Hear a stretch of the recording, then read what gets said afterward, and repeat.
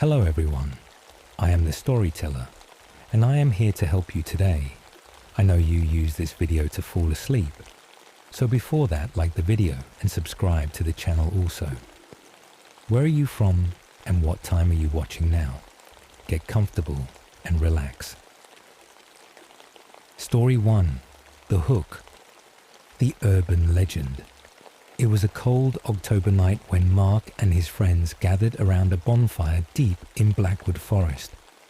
The fire crackled, sending sparks into the air as the group exchanged ghost stories.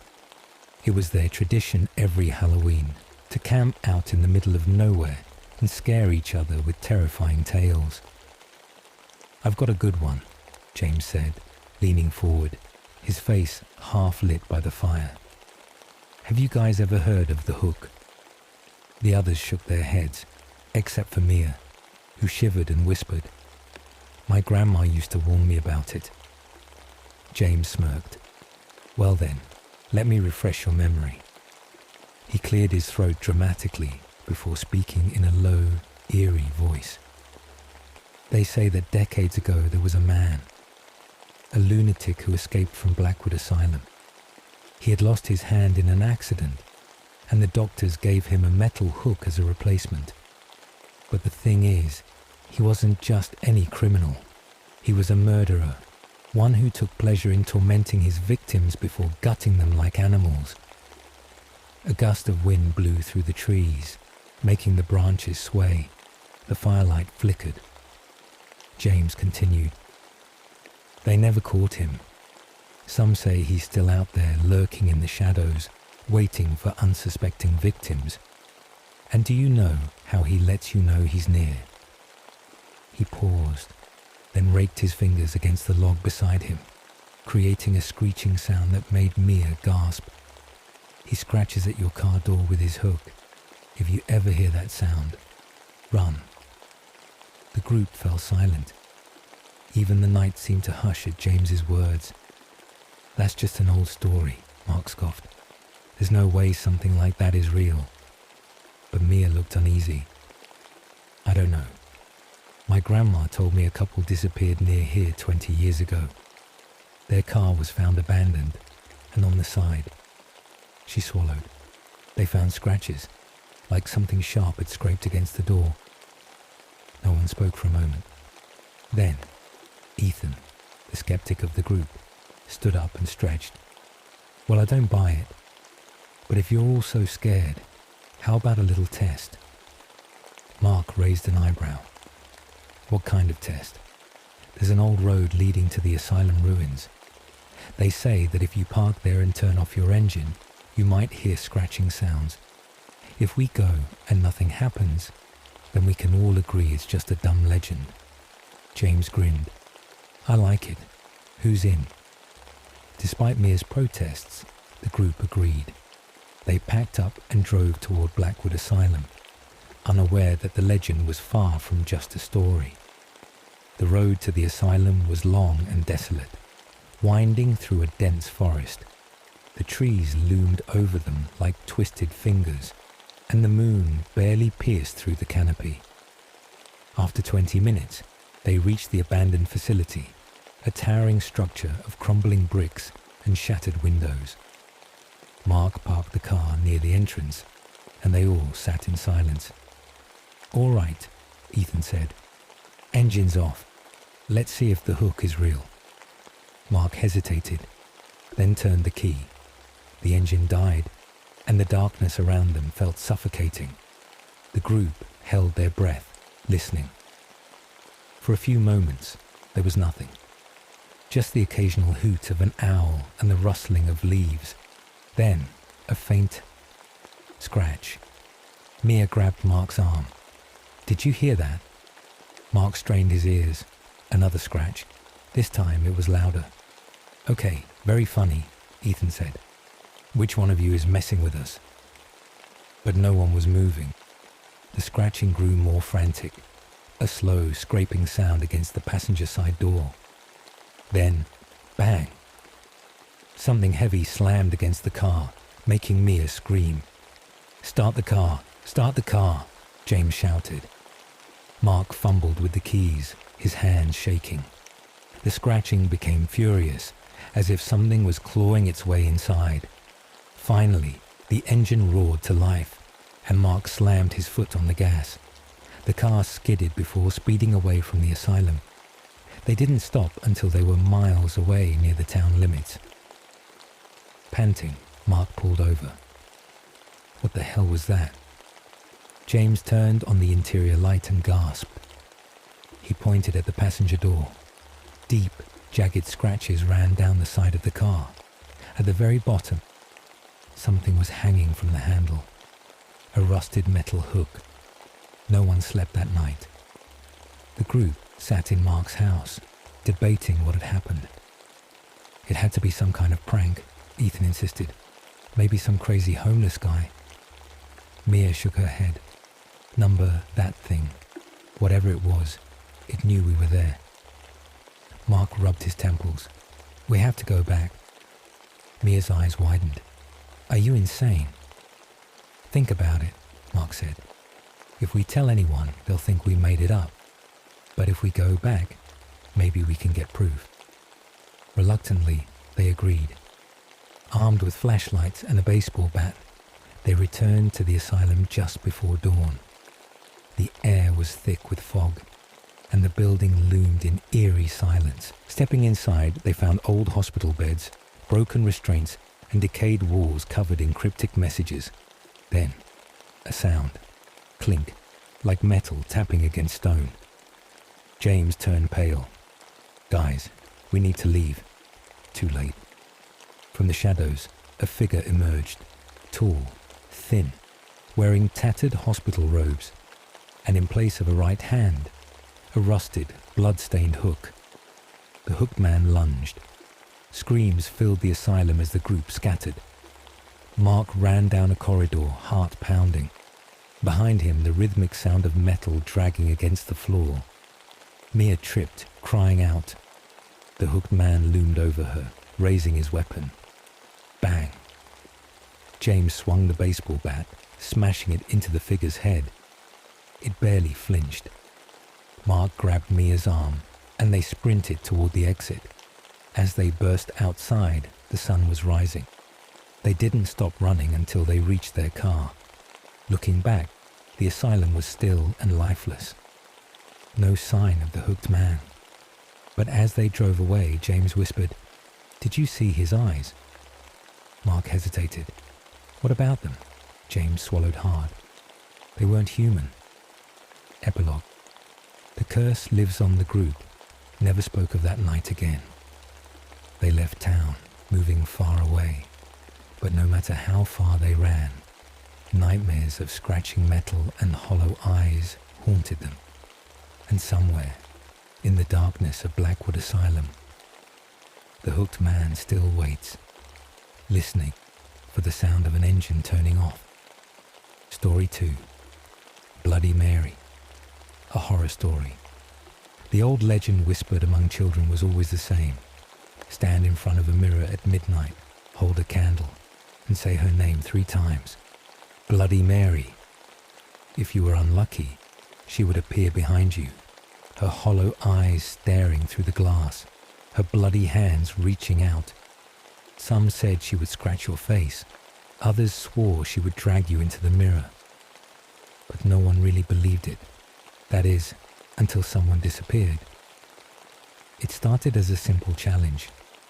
Emma, Josh, and Lisa had gathered in Lisa's basement for a sleepover. The dimly lit room smelled of old books and dust, the air thick with the scent of melted wax from the candles they had set around the room. The 3 of them sat in a circle, munching on chips, when Josh grinned mischievously. "Ever heard of Bloody Mary?" he asked, raising an eyebrow. Lisa rolled her eyes. "Of course, it's just a dumb urban legend." Emma, the quiet one, hesitated before speaking. "I heard that a girl in my sister's school tried it. She never came back to class. They said her parents moved away, but..." She trailed off. Josh scoffed. "Come on, it's just a story. People make up things all the time." I bet none of you are brave enough to actually try it. Lisa smirked. Oh, please, I'll do it right now. Josh grinned. Fine, but let's all do it together. That way no one can chicken out. Emma swallowed hard but nodded. Okay, but just once, and then we stop. They stood and made their way to the old dusty mirror in the corner of the basement. Lisa grabbed a candle, lighting it with unsteady fingers. The flickering flame cast eerie shadows on the walls. On 3, Josh said, his voice quieter now. 1, 2, 3. Together they whispered, Bloody Mary, Bloody Mary, Bloody Mary. The candle flickered violently. For a moment, nothing happened. The 3 of them held their breath, staring into the mirror. Just as Lisa was about to laugh, Emma gasped. The reflection had changed. Instead of 3 teenagers, the mirror showed 4 figures. Behind them, a shadowy woman stood, her face obscured by long, matted hair. Her hollow, black eyes glistened, and her lips curled into a wicked grin. Lisa screamed, dropping the candle. The room plunged into darkness. The 3 of them scrambled upstairs, slamming the basement door shut. Oh my God, Emma panted, her face pale. Did you see her? It was probably just a trick of the light, Josh said, but his voice shook. Lisa wasn't listening. She was staring at the living room mirror. Guys, I think she's still here. Emma and Josh turned. In the reflection, there was something wrong. Their reflections stood still, too still. And then, one by one, they began to smile. But the real Emma, Josh, and Lisa weren't smiling. Lisa took a step back. I think we should go to bed. Maybe we're just imagining things. No one argued. That night, Lisa woke up to a whisper. Lisa. She sat up, her heart pounding. The room was dark except for the moonlight filtering through the curtains. Then she heard it again. A slow, rasping breath. Turning her head, she froze. The mirror in her room was no longer reflecting the room. Instead, it showed a dark forest, mist swirling around ancient trees. In the center of the reflection stood a woman, her skin pale as death, her lips curled in a grotesque grin. Blood dripped from her fingers. Lisa tried to scream, but a cold hand clamped over her mouth. The last thing she saw was the woman's black eyes before she was yanked into the mirror. By morning, Lisa was gone. Emma and Josh were horrified. Lisa's parents thought she had run away, but Emma knew better. Josh refused to talk about it. We're just freaking ourselves out, he said. She didn't run away, Emma shouted. We summoned her, Josh. We did this. Josh shook his head. Then let's just forget about it. If we ignore it, maybe. Then his phone screen went black. A faint reflection shimmered across the surface, and for a split second, he saw them again. Lisa, standing behind Bloody Mary. Her eyes were hollow. Her mouth was open in a silent scream. And then the screen cracked. Josh dropped his phone, his hands shaking. Oh God, she's real. That night, Emma locked every mirror in her house. She covered them with blankets, refusing to look at any reflective surface. But it didn't matter. Bloody Mary didn't need mirrors anymore. She appeared in windows, in puddles, in the black screen of a turned-off television. And each time Emma saw her, Lisa was with her, her hands pressed against the glass, her mouth moving soundlessly. Then it was Josh's turn. Emma woke up to a text from him. She's in my mirror. I can't stop her. I'm sorry. By the time she reached his house, he was gone. His mirror was shattered, blood smeared across the shards. Emma was alone. She knew what she had to do. If she wanted to stop this, she had to face Bloody Mary herself. At midnight, She stood in front of the mirror, candle in hand. Her voice trembled as she whispered the name 3 times. Bloody Mary, Bloody Mary, Bloody Mary. The room grew cold. The candle flickered. And then she saw her. The woman stepped forward, her grin widening. You called me, little one. Emma clenched her fists. Take me instead. Let Lisa and Josh go. Bloody Mary tilted her head. Oh, child, it doesn't work that way. The mirror cracked. A cold wind rushed out, pulling at Emma's clothes. She screamed as she was dragged into the abyss, her body dissolving into the glass. The last thing she heard was Bloody Mary's laughter, and then silence. The town mourned the loss of 3 teenagers. No one could explain their disappearances. Some whispered about the legend, but no one dared to speak her name again. But late at night, if you stare into a mirror long enough, you might see them, Emma, Lisa, Josh, trapped forever in the glass, and behind them, a woman with hollow eyes, waiting for her next victim. Would you dare to call her name? Story 3. The babysitter and the man upstairs. It was a cold, rainy night when Sarah arrived at the Holloway residence. She had babysat for the family a few times before, but tonight felt different. The rain drummed against the windows, and the house, an old Victorian-style mansion at the edge of town, loomed ominously in the darkness. Mrs. Holloway greeted her at the door, looking more anxious than usual. Thank you for coming on such short notice, Sarah, she said, pulling on her coat. The kids are already asleep. If they wake up, just comfort them and put them back to bed. Sarah smiled. No problem, Mrs. Holloway. Enjoy your evening. The woman hesitated for a moment, then added, Oh, and one more thing. Please don't go upstairs. Sarah frowned. Why not? The upper floor is under renovation. It's not safe, Mrs. Holloway said quickly. Just stay downstairs. We'll be back by midnight. With that, she and Mr. Holloway disappeared into the stormy night. Sarah locked the door and settled onto the couch, pulling out her phone. The living room was dimly lit by a single lamp, casting long shadows. The house was eerily silent except for the ticking of an antique grandfather clock. About an hour later, the silence was interrupted by a soft creaking sound. Sarah sat up.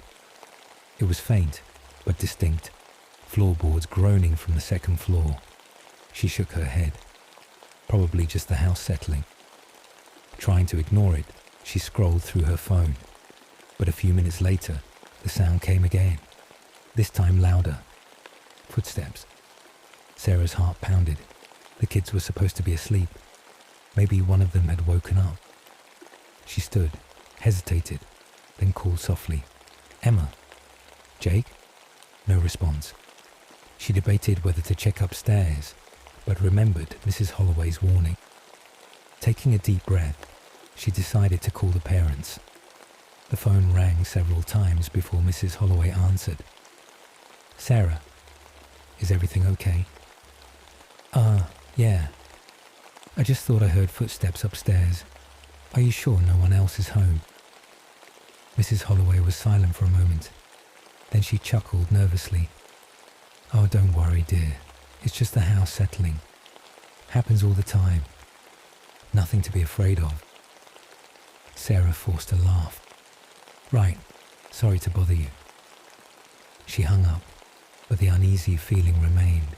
A few minutes later, the sound came again. Closer this time. Sarah's stomach twisted. She grabbed a flashlight from the kitchen and tiptoed toward the staircase. The old wooden steps creaked under her weight as she peered into the darkness above. Suddenly, the house phone rang, startling her. She rushed to answer it. Hello, a deep, raspy voice whispered. Why did you come upstairs? Sarah's blood ran cold. Who is this? Click. The line went dead. She turned slowly. The realization hit her like a ton of bricks. The call came from inside the house. Panic set in. She needed to get out. She bolted for the front door, fumbling with the locks. But before she could turn the knob, she heard a soft breathing behind her. Slowly, she turned her head. At the bottom of the stairs stood a tall, gaunt man, his face partially obscured by the shadows. His eyes gleamed unnaturally in the dim light, and in his hand he clutched a long, serrated knife. Sarah screamed and stumbled backward, knocking over a lamp.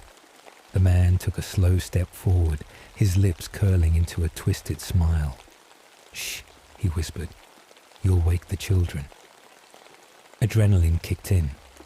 Sarah grabbed the lamp and hurled it at him. It shattered against his shoulder, but he barely flinched. She sprinted toward the kitchen, slamming the door behind her and locking it. Heart pounding, she frantically searched for a weapon. A butcher knife lay on the counter. She grabbed it just as the door handle rattled. Then, silence. Sarah held her breath. Had he left? Minutes passed. Then she heard it, a soft click from the back door. Her stomach dropped. He was inside.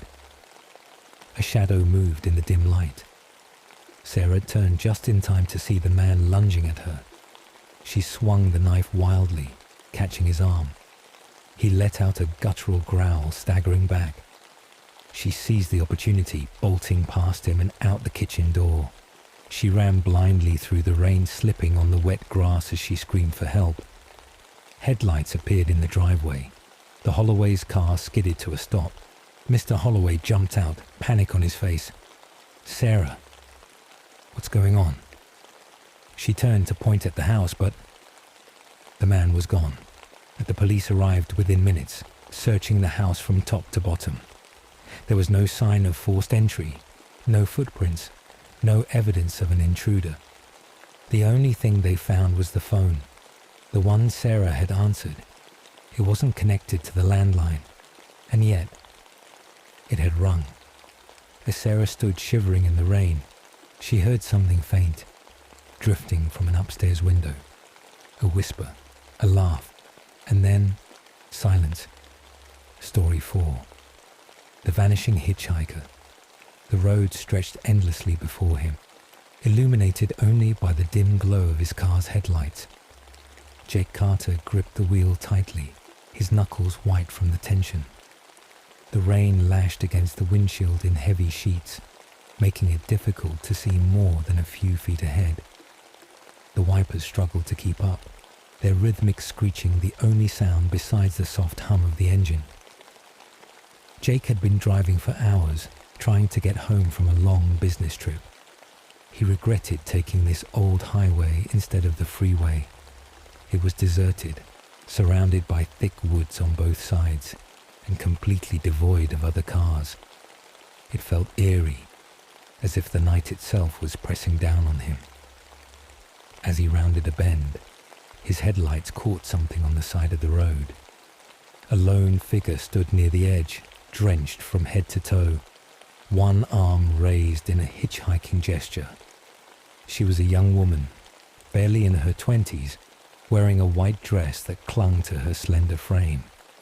Her dark hair was plastered to her pale face, and her eyes looked desperate. Jake hesitated for only a moment before pulling over. He wasn't usually the type to pick up strangers, but leaving someone out in a storm like this felt cruel. He leaned over and pushed the passenger side door open. "Need a ride?" he asked. The woman nodded silently and slid into the seat. She smelled like rain and something faintly floral, an old-fashioned scent. Her lips trembled as she whispered, "Thank you." Jake glanced at her. "Rough night to be out. Where are you headed?" She turned to him, her large, dark eyes filled with something he couldn't quite place. "Home," she said simply. The drive continued in silence for a while, the only sounds being the rain hammering against the roof and the occasional rumble of thunder. Jake stole a few glances at his passenger. She was eerily still, her hands folded neatly in her lap. "So, where's home?" he asked, trying to fill the silence. She turned her head slowly. "Just a little farther down this road. There's a house near the old cemetery." Jake felt a shiver run down his spine. He knew the cemetery she was talking about. He had passed it many times before. It was old and overgrown, the kind of place that people avoided at night. "You live out there?" he asked, trying to sound casual. She nodded. "Yes, my parents are waiting for me." Jake felt uneasy. Something about her didn't feel right, but he couldn't quite put his finger on it. Maybe it was the way she barely blinked, or how her voice was so soft, almost like a whisper carried by the wind. After what felt like an eternity, the woman suddenly pointed. "Turn here." Jake squinted through the rain and saw a narrow dirt road leading toward a dark silhouette of a house. It was an old Victorian-style home, its windows dark and hollow like empty eyes. It looked abandoned. "You sure this is the place?" Jake asked hesitantly. She turned to him with a small smile. "Yes, thank you for the ride." She reached for the door handle and stepped out into the storm without another word. Before Jake could react, she was already walking toward the house, her figure disappearing into the shadows.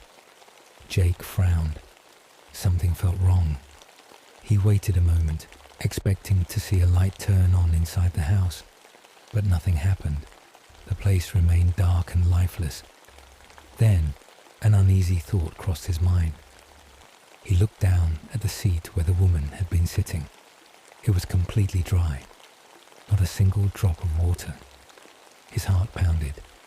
That wasn't possible. She had been soaking wet when she got in. A chill crawled up his spine. Something compelled him to get out of the car. The rain drenched him instantly, but he didn't care. He walked up to the house, his footsteps sinking into the wet earth. He knocked on the door, but it creaked open under his touch. Inside, the air was stale, thick with the scent of dust and decay. The furniture was draped in white sheets, untouched for years. Then he saw it, an old photograph sitting on the mantelpiece. His breath caught in his throat. It was her. The woman in the picture wore the same white dress, her dark hair cascading down her shoulders. She stood beside a family, her parents smiling warmly. But there was something unsettling about the image. The edges were yellowed with age, and when Jake picked it up, he noticed a date written on the back, 1963. That didn't make sense. She couldn't have been more than 20. If this photo was real, she would be in her 80s by now. A gust of wind slammed the door shut behind him, and a whisper floated through the air. "Thank you for the ride." Jake spun around, his heart hammering. But there was no one there. Fear gripped him as he stumbled back outside. His eyes flickered toward the cemetery a few yards away. He felt a terrible urge to check. He walked through the rusted gate, his flashlight beam dancing over weathered tombstones. And then he saw it. A gravestone stood near the edge, half covered in moss. Jake's breath caught as he read the name. Eleanor Harper, 1943 to 1963. A lump formed in his throat. He traced the engraved letters with trembling fingers. She had died 60 years ago. Lightning flashed across the sky, and for a split second, he saw a figure standing at the edge of the cemetery, watching him. She smiled, then she vanished. Jake didn't remember running back to his car, only that he was suddenly inside, gripping the wheel with shaking hands. He floored the accelerator, the tires kicking up mud as he sped down the road. He didn't stop, not until he reached the nearest gas station, where the warm glow of fluorescent lights felt like salvation. An old man behind the counter looked up as Jake staggered inside, drenched and pale. "You okay, son?" Jake hesitated, then finally asked, "Do you know about the house near the old cemetery?" The old man's face darkened. "That place? Ain't nobody lived there for 60 years. Jake swallowed hard. "What happened?" The man sighed. "The Harper's daughter, Eleanor. She died in a car crash. Some say her spirit still haunts that road, hitchhiking home." Jake's blood ran cold. You've seen her, haven't you?" the old man asked, his eyes full of knowing. Jake couldn't speak. He just nodded. The old man exhaled, shaking his head. "You're not the first." Jake left without another word. As he drove away, he glanced in the rearview mirror one last time. For a moment, just a moment, he thought he saw a pale figure in white sitting in the back seat, smiling. Then she was gone. Story 5. Black-eyed children. It started with a knock, a slow, deliberate tap on the door just past midnight. Thomas Keller had been dozing off in his recliner, an old newspaper slipping from his fingers, when the sound roused him. His small cabin, nestled deep in the Oregon woods, was far from any neighbors, and no one ever visited unannounced. A second knock followed, slightly louder. He glanced at the clock, 12:17 a.m.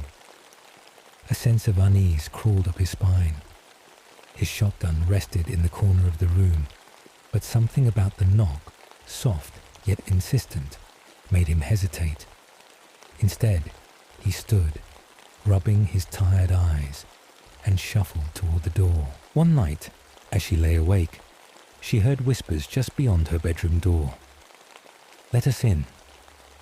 Lena knew she wouldn't be able to resist them forever, but she also knew one thing for certain: no one who lets them in ever comes back.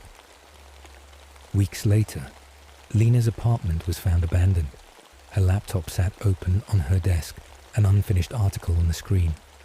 The last words she had typed read, "They are everywhere. They are watching. Whatever you do, never open the door." The cursor blinked, and from outside the window, a soft knock echoed through the empty room. Story 6. The Wendigo. A tale of terror in the frozen north. The howling wind tore through the dense pines of Black Hollow Forest. Snowflakes, sharp as needles, lashed against Daniel Carter's face as he trudged forward, his rifle slung over his shoulder. The bitter cold gnawed at his fingers, despite the thick gloves wrapped around them. "Damn it," he muttered, pulling his scarf higher over his nose. He had been hunting for hours with no sign of game. The forest was unusually silent, the only sound being the crunch of his boots on the icy ground. Daniel had grown up in the small town of Clearwater, Montana, nestled on the edge of the wilderness. Hunting was in his blood. His grandfather had taught him how to track deer, how to read the whispers of the forest. But tonight, something felt wrong. A heavy sense of unease settled in his gut. He couldn't shake the feeling that he was being watched. Then a sound, low and distant, a voice. "Daniel." He froze. The whisper slithered through the trees like a breath on the wind. It was impossible. No one else was supposed to be out here. He turned slowly, his eyes scanning the darkened woods. Nothing. A chill ran down his spine. He knew these woods well, and he knew the old stories, tales passed down by the indigenous Blackfoot people. Stories of a creature that walked in the blizzards, calling to lost souls, mimicking voices of the dead. The Wendigo. Daniel forced himself to shake off the fear. "It's just the wind," he told himself.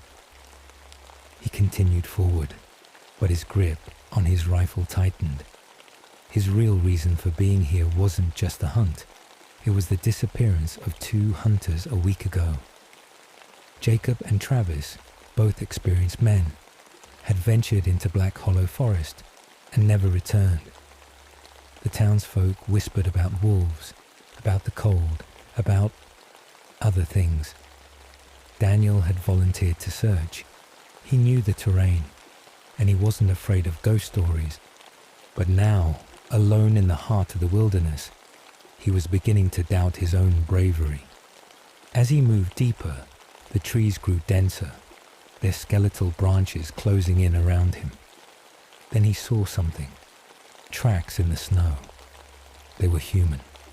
He knelt, examining them under his flashlight. Fresh. Someone had been here recently. His pulse quickened. Then another sound, this time closer. Daniel. The voice was clearer now, unmistakable. He spun around, rifle raised. Jacob stood a few yards away. Or at least, something that looked like Jacob. His old friend's face was pale. His lips cracked and blue from the cold. His clothes were torn, his arms too thin, his fingers claw-like. But it was his eyes that sent a bolt of fear through Daniel's chest. They were black, hollow. "Jacob," Daniel whispered. His friend smiled, a mouthful of jagged, blood-stained teeth. Daniel stepped back, his breath catching in his throat. You're alive," he stammered. Jacob, or whatever he had become, tilted his head, his smile stretching wider. "I was so hungry, Daniel." His voice was wrong, layered, echoing. Then he moved, not like a man, but like a thing. Too fast, too smooth. Daniel barely had time to react. He fired his rifle. The gunshot echoed through the trees, but Jacob didn't fall. Instead, he shrieked, his mouth distorting into something inhuman. Daniel turned and ran. Branches lashed at his face as he tore through the forest. His lungs burned, his legs screaming for rest, but he didn't dare stop. Behind him, he heard the creature moving, chasing him. The stories were true. The Wendigo was real, and it was hunting him. Daniel's foot caught on a root, sending him sprawling into the snow. His rifle slipped from his grasp, vanishing into the darkness. He scrambled up, heart pounding, and saw it. A cave. Desperate, he lunged for it, diving into the darkness just as the wind outside roared like a beast. He pressed himself against the cold stone, his breath ragged. Silence. Had he lost it? His hands trembled as he fumbled for his flashlight. The beam flickered to life, illuminating the cave. And then he saw them. Bones, hundreds of them, scattered across the floor, human and animal, gnawed clean. And in the corner, Travis, or what was left of him. Daniel clamped a hand over his mouth to keep from screaming.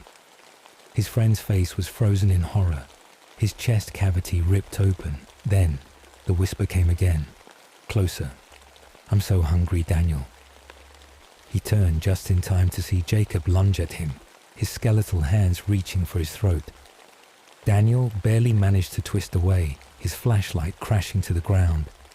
Darkness swallowed him. The creature shrieked. Daniel crawled, his fingers brushing against something metal, his rifle. He grabbed it, spun, and fired. The bullet struck Jacob in the chest. The thing howled, staggering back, its form twisting, shifting. The air grew colder, the shadows deeper. Then, with a final unearthly scream, it collapsed. Daniel didn't wait. He bolted from the cave, running until the trees blurred around him, until the wind became nothing but a distant whisper. Daniel never spoke of what happened that night. When he returned to town, he told the sheriff he had found the hunter's remains, killed by wolves. No one questioned him. But he knew the truth. And on cold nights, when the wind howled through the trees, he still heard it. That whisper, that voice. Daniel. And deep in the woods, something waited. Something hungry. Story 7. The clown statue. It started with an old legend about the house on Hollow Street. For years, no one dared to enter it. Some said they heard laughter coming from within at night. Others swore they saw shadows moving behind the dusty windows. but no one knew for sure until Daniel's family moved in. Daniel was 15, the eldest of 3 siblings. His parents had bought the house for a suspiciously low price, claiming it was just old and needed some repairs. But Daniel had an uneasy feeling from the moment they arrived. The air inside was stale, and the wooden floors creaked as if whispering secrets. As they unpacked, Daniel's younger sister, Emily, found something in the attic, a life-sized clown statue. It stood in the corner, dressed in a faded red and yellow suit, its face painted with an eerie grin. "Mom, Dad, look what I found," Emily called out, excited. Their father frowned. "That's strange. The previous owner didn't mention anything about this." Daniel didn't like it. The clown's eyes seemed too real, too full of malice. "Can we get rid of it?" he asked. But their mother shook her head. "It's probably just an old decoration. We'll move it to the basement." And so they did. But that was a mistake. That night, Daniel couldn't sleep. The house was silent, too silent. Then, at exactly 2:33 a.m., he heard something, a giggle. It was faint, almost like a whisper, but unmistakable. He sat up, heart pounding. Then came the creaking, slow, deliberate footsteps. He held his breath, listening. The sound came from the hallway, just outside his room. Slowly, he reached for his phone, turned on the flashlight, and opened the door. Nothing. The hallway was empty. But as he shined his light toward the stairs, his stomach clenched. The clown statue was standing at the bottom.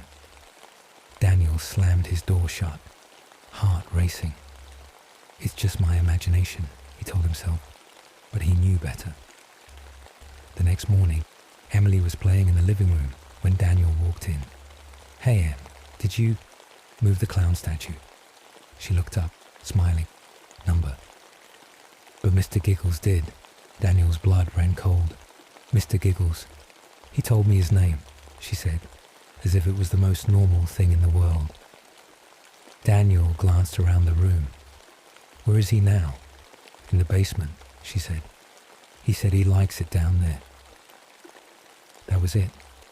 Daniel decided he needed to prove to himself that the clown was just an object, nothing more. That night, when everyone was asleep, he went down to the basement. The clown was there, standing in the corner. He took a deep breath. "You're just a stupid statue," he muttered, stepping closer. The basement light flickered. Then the statue's head twitched. Daniel froze. Its lips curled slightly, as if its grin had widened. He ran.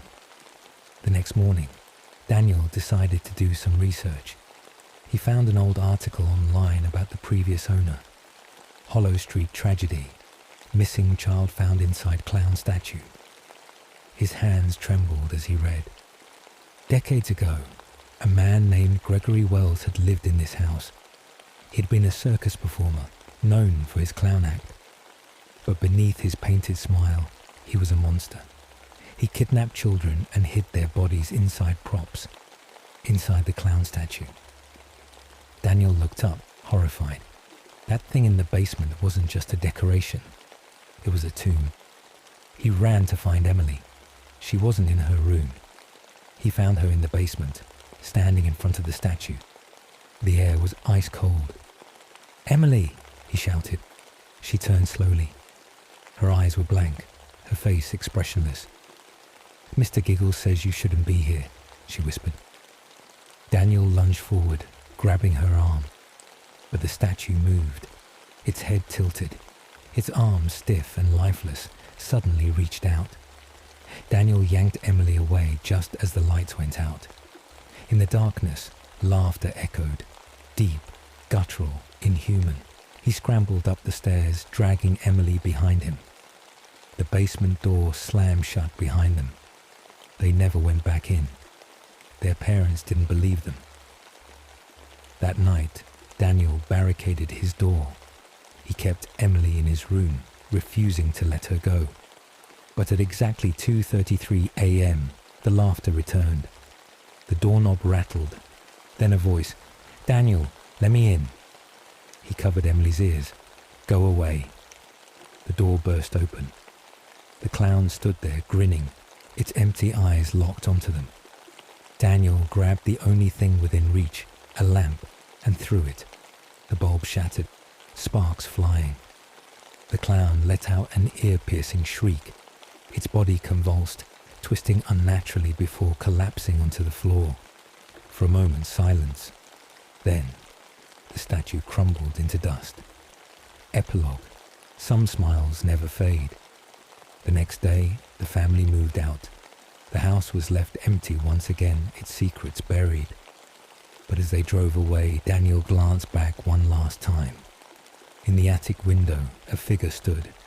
A clown, grinning, watching. Story 8. The Smiling Man. The night was cold, the air thick with an eerie silence. James Carter pulled his coat tighter around his body as he walked home from his late shift at the diner. The streets were nearly deserted, save for the occasional flicker of a neon sign and the distant hum of a passing car.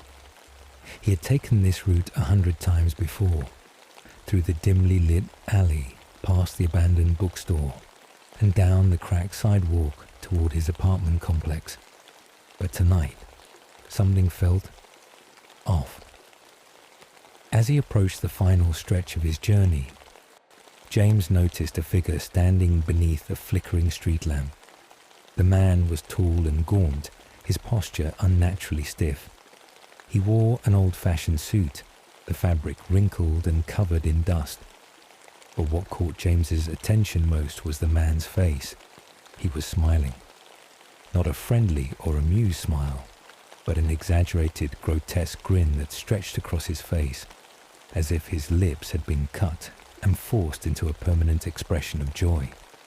His eyes, wide and unblinking, followed James as he walked past. James quickened his pace, refusing to make eye contact. But just as he reached the corner, the sound of slow, deliberate footsteps echoed behind him. The man was following him. James's heart pounded as he turned onto his street, glancing over his shoulder. The smiling man was still there, his grin unwavering, his steps measured and deliberate. James broke into a jog, his breath visible in the cold night air. He reached the entrance of his apartment building and fumbled for his keys. The footsteps behind him never sped up, but they never stopped either. Finally, he shoved the key into the lock and slammed the door behind him, bolting it shut. He leaned against it, panting, listening. Silence. Had he imagined it? Was it just some weirdo playing a prank? Shaking his head, James made his way up to his apartment. He double-checked that the door was locked before collapsing onto his couch. But just as he closed his eyes, a sound drifted in from outside. Tap, tap, tap. It was faint, almost like fingernails gently rapping against glass. Slowly, James turned his head toward the window, and there he was. The smiling man stood outside on the fire escape, his face pressed against the glass, and he was still smiling. James scrambled backward, his mind racing. How had the man gotten up there? He was on the 3rd floor. The tapping grew louder, more insistent. James grabbed his phone with shaking hands and dialed 911. 911, what's your emergency? There's a man outside my window. He's on the fire escape, just staring at me. You need to send someone now. The operator remained silent for a moment before asking, Sir, is the man attempting to break in? James turned back to the window. The smiling man was gone. James hesitated. Had he imagined it? He cautiously approached the window and peered outside. The fire escape was empty. I don't know. He was there a second ago. We'll send a unit to patrol your area. Keep your doors and windows locked. James thanked the operator, hung up, and locked his window. His hands were still shaking as he sat on the edge of his bed. This couldn't be real. But as he lay down, sleep refused to come. The image of that awful grin was burned into his mind. Hours passed. James finally drifted into a restless sleep, but something woke him.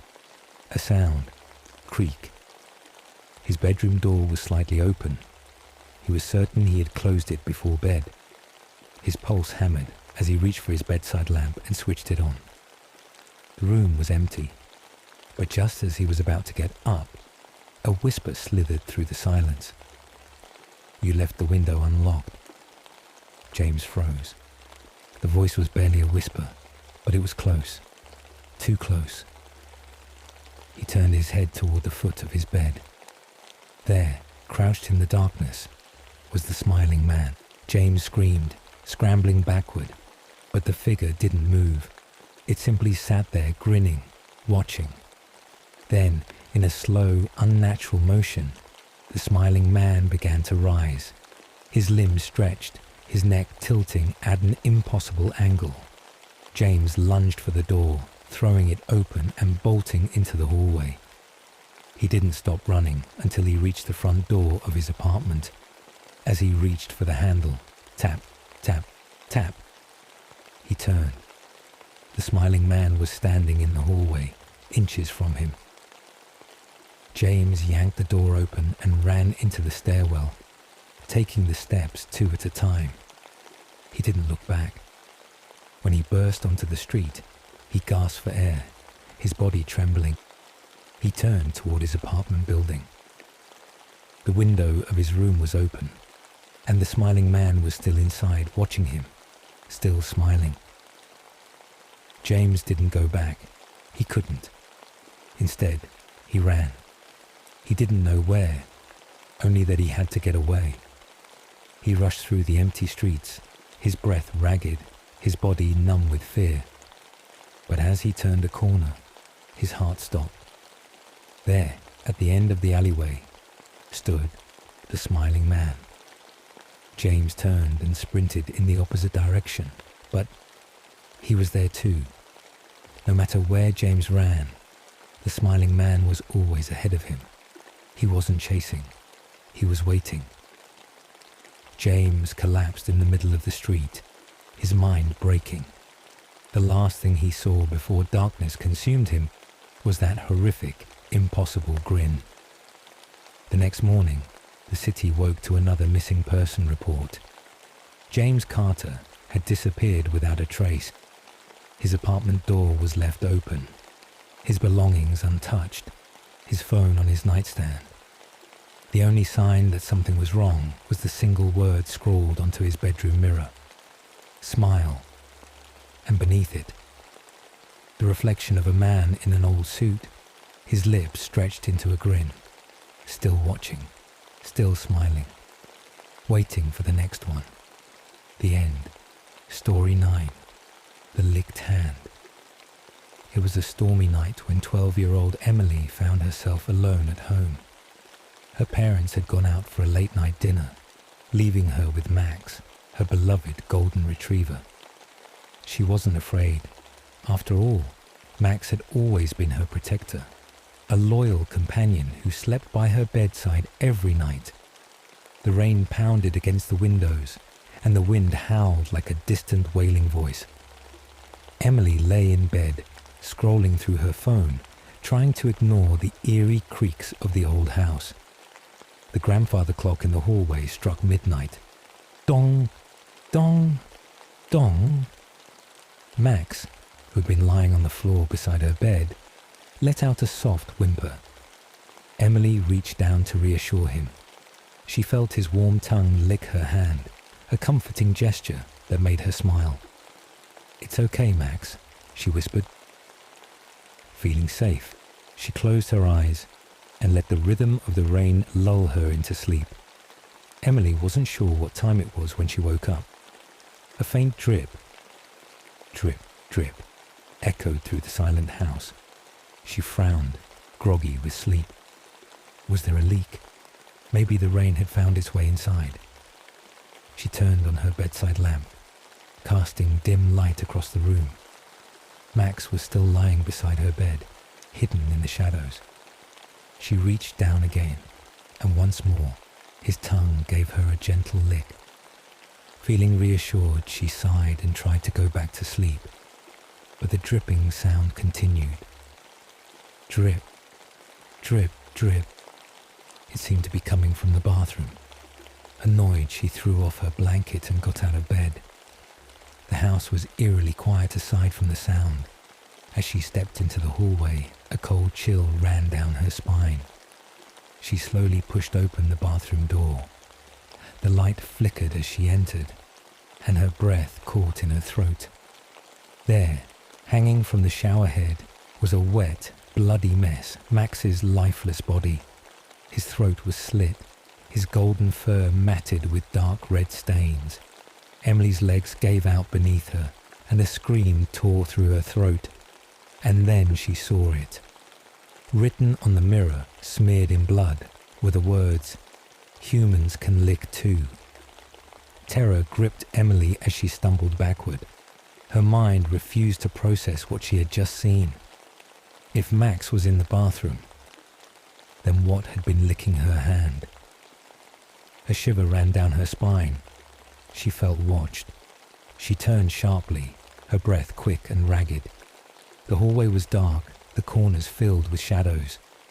Then she saw it. A figure stood just at the edge of the dim light.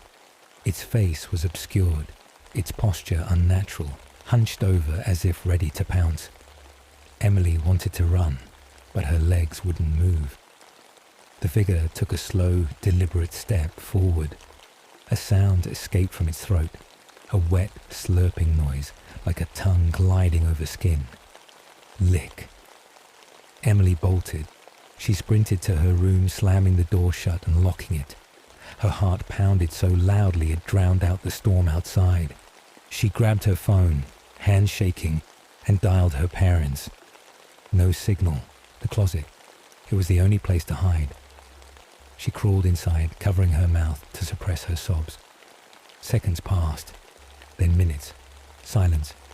Then tap, tap, tap. Someone was knocking on her bedroom door. Emily.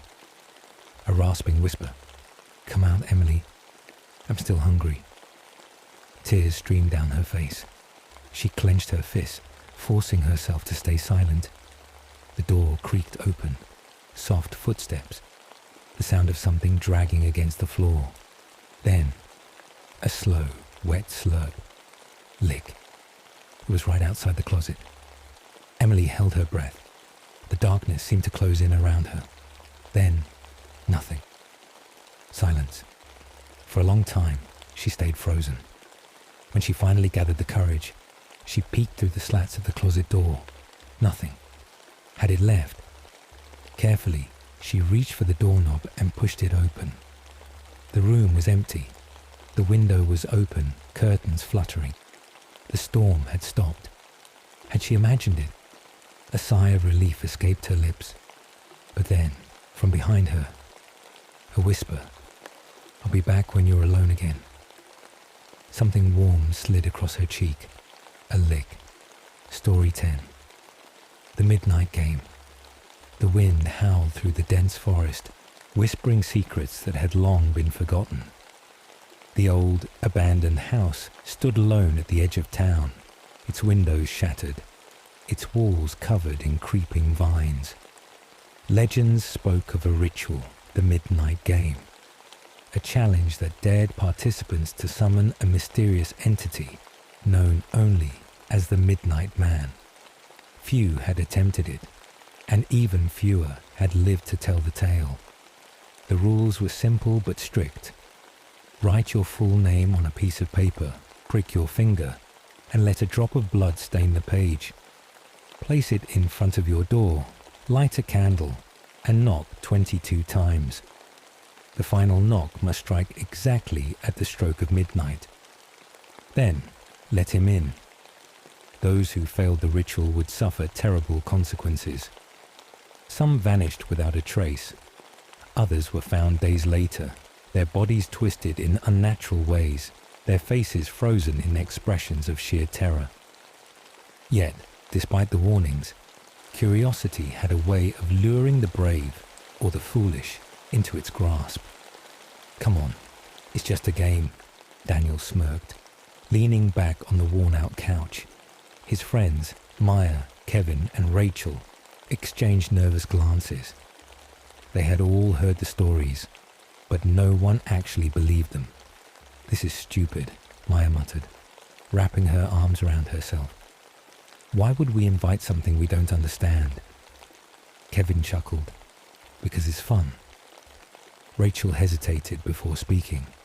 "If we're doing this, we follow the rules exactly. No messing around." The four of them sat in the dimly lit living room, their only source of illumination coming from a few flickering candles. The air was thick with tension. Daniel placed the piece of paper on the table. One by one, they wrote their full names, pricked their fingers, and let their blood stain the page. A chill ran through the room as they stepped toward the door. Kevin checked his watch. "It's 11:59. Ready?" Rachel lit her candle. The others followed. Daniel raised his fist and knocked. 1, 2, 3. The sound echoed through the empty house. 4, 5, 6. Maya swallowed hard. 7, 8, 9. A shadow outside flickered against the window. 10, 11, 12. The temperature dropped. 13, 14, 15. Rachel's hands trembled. 16, 17, 18. A faint scratching sound came from behind the door. 19, 20, 21. The final knock. 22. Midnight struck. Silence. Then, a slow creak as the front door inched open. A gust of wind blew through the house, snuffing out Maya's candle. "Relight it, quick," Rachel hissed. Maya's hands fumbled with the matches, but before she could strike one, the shadows deepened. The room felt wrong. The air was heavy, pressing down on them like an unseen force. Kevin's candle flickered violently. Did anyone else see that? "What?" Daniel asked, his voice strained. A shape in the hallway. They turned their heads. The darkness at the end of the corridor wasn't empty anymore. Something was standing there. "The rules say we can't look directly at him," Rachel whispered, forcing her eyes downward. The others followed suit, their hearts pounding. Daniel gritted his teeth. "As long as our candles stay lit, we're safe."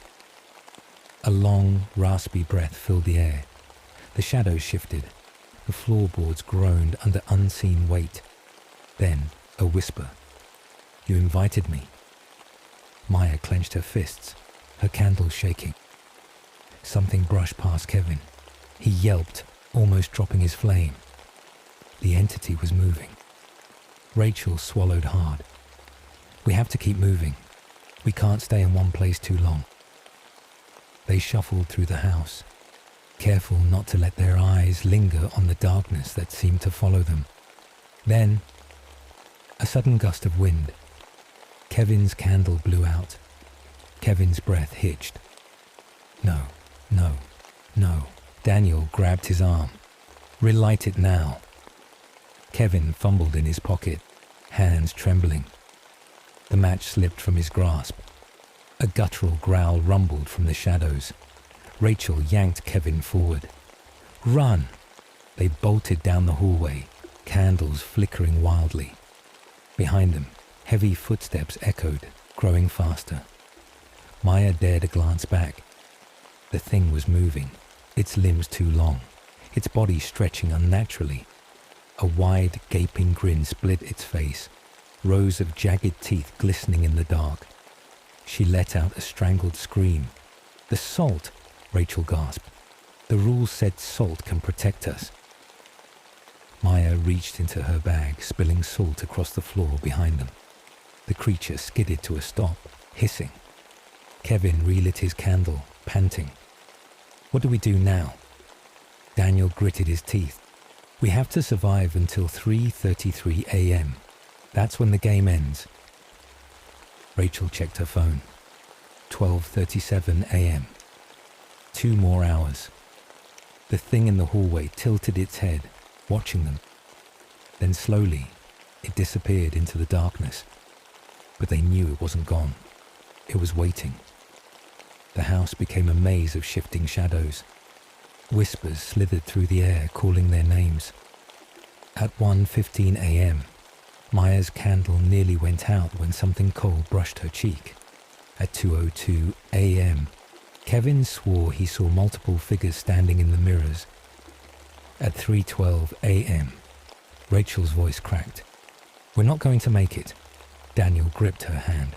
"We are, just a little longer." Then the clock struck 3:33 a.m. The shadows peeled away. The whispers faded. The air became still. The game was over. Epilogue. The aftermath. The 4 of them stumbled outside, gasping for air.